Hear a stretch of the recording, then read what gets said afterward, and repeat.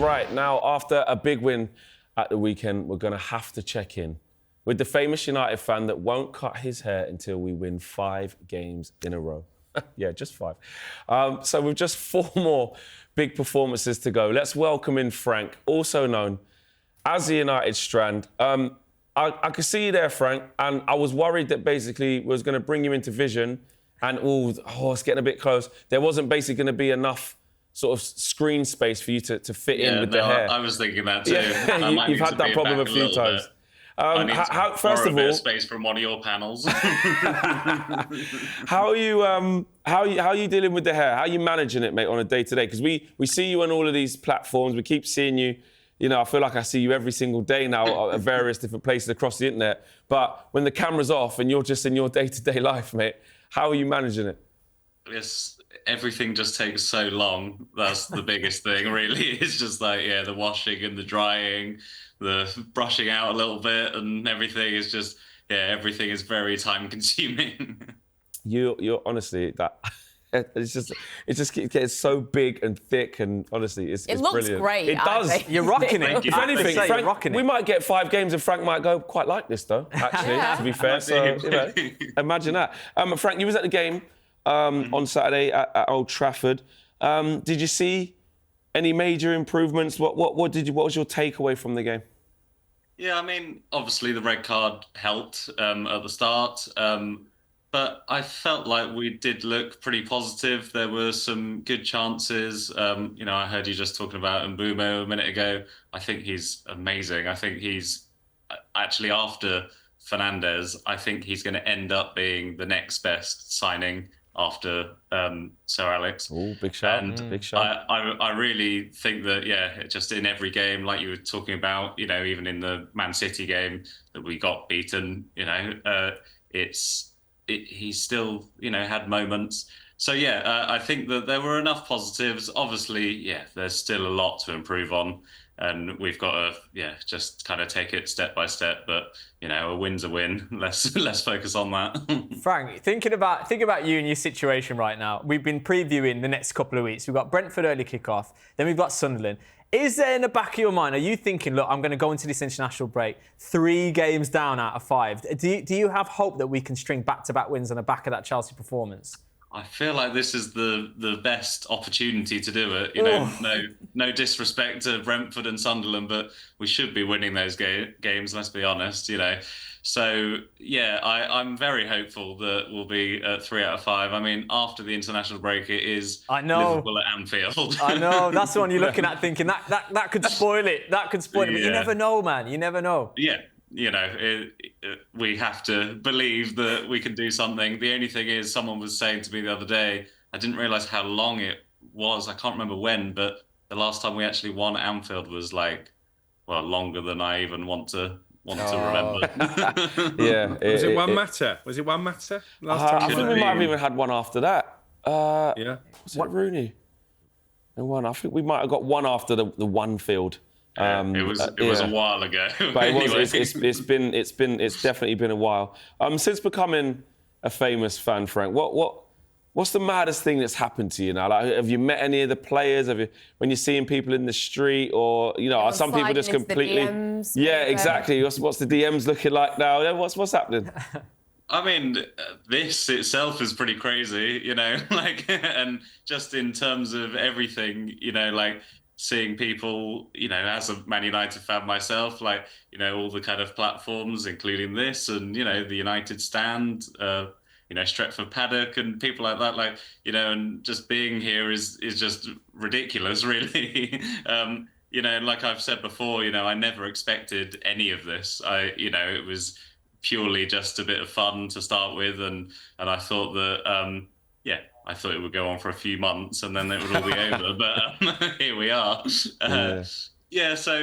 I haven't had any direct contact with any current players or anything. There's a couple of ex-players that have, at least one that has followed me and things like that. And but Can you say who? Wes Brown. Go on, Wes. Go on, Wes. Love that. Go on, Wes. Yeah, that's not bad. But in terms of the current squad and stuff, I think that it is a bit difficult for them to kind of be seen to be interacting with me, maybe because, you know, at the state of this, they can see it's a very visual representation of how it's going on the pitch. So really, true. isn't it? That's so, a good point. They need to feel personally. It's not just 3 points and the fans they're fighting for anymore. It's your hair as well, man. There's an extra layer. Well, I think that's why they won the other day, because I was at the match, so they must have had that extra fight in them. It is actually interesting you say that, because I've thought about that for you, about what it looks like with the current squad, because if our squad engages or our club engages too much with you at this point, like you said, it's bad. But I've also thought about when we do get the 5, it's got to be cut at Old Trafford. I mean, he should be on the centre circle, and they should sort of say, "Hey, Frank, we saw you the whole way. Glad you." There should be that sliding doors moment of maybe that, because I get it. Right now, it's, you know, we're losing to City. You can't be going, "Oh, sorry, Frank," or this, that, and you know, we've got to kind of stay away from that. But have you? Look, you probably. One of the players should cut your hair. Yeah, that'd Bruno, be amazing. There we go. Duty. Exactly. Yeah. The club's got to do something special. And I mean, you might not want to give this away, but I have to ask you anyway. Have you thought about what that looks like when we do win 5? Will you just pop up on Instagram saying, "Day 9,000, I finally cut it. Look, I'm completely bald"? Or is there? I'm probably sure there's so many people that have probably put loads of proposals to you about what this actually looks like. Yeah, so it's not. There's nothing concrete yet. It's still kind of there are a few talks, but exactly what you were saying. My ideal thing would be to get it cut at Old Trafford by one of the players. And I'm hopeful that like you were saying, I completely understand why they haven't been in contact with me. I completely get that, but I'm hoping that once there's maybe a bit more of a positive vibe around results and things like that. You know, if we're on 4 in a row, then hopefully they might feel like they're in a place to kind of sort that out for me. That'd be great. They should just give them all like one swipe. So the whole squad's in a queue. One swipe. The issue is that some of those players have terrible haircuts, I must be honest. But would you go like completely bald, or just like a short back and sides, or just a little trim? Like, how drastic will it be when you do cut it?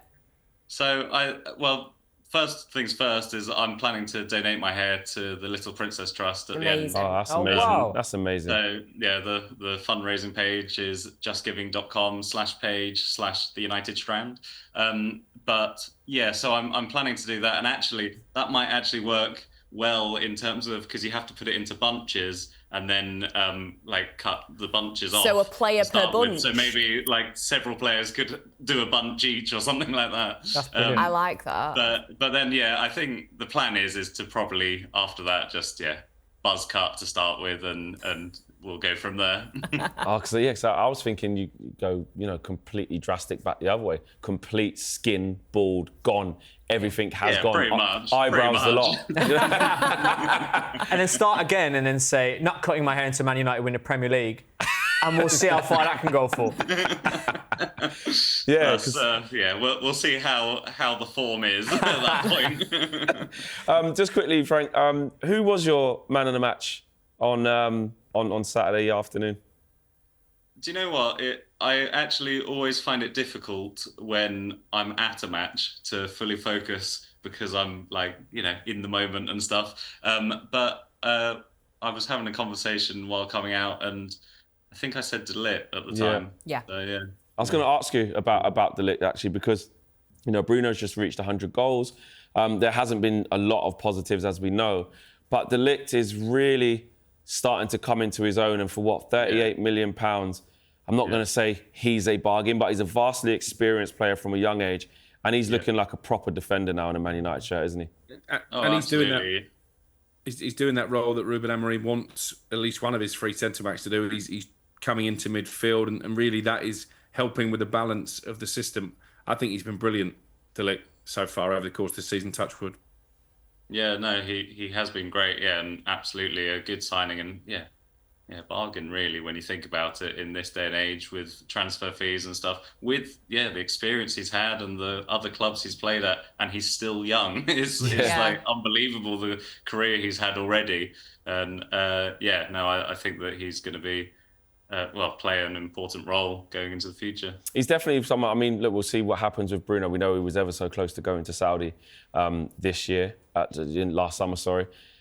We'll see what happens as it goes, but he's definitely someone you could see leading. Yeah. It's weird because he's not in the leadership team apparently, which I found a little bit strange considering he was made captain at 19. Yeah. He does give you that leadership vibe. He's done it. Yeah, he's been a captain in his career from a very young age. Frank, listen, always a pleasure to catch up and see how you're getting on a personal. I mean, we can see from afar because we see you literally every single day on some platform or another. But keep it going, mate, and we're all going to be tuning in when we get that fifth win.